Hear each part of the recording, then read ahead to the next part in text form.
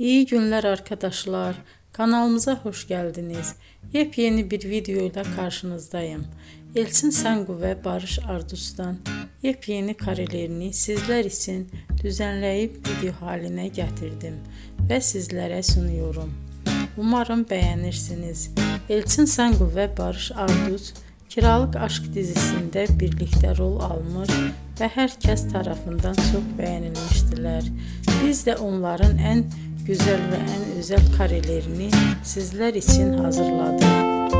Videoların devamını istiyorsanız kanalımıza abone olup sona kadar izlemeyi unutmayın. Hoşça kalın. Bizden bu kadar.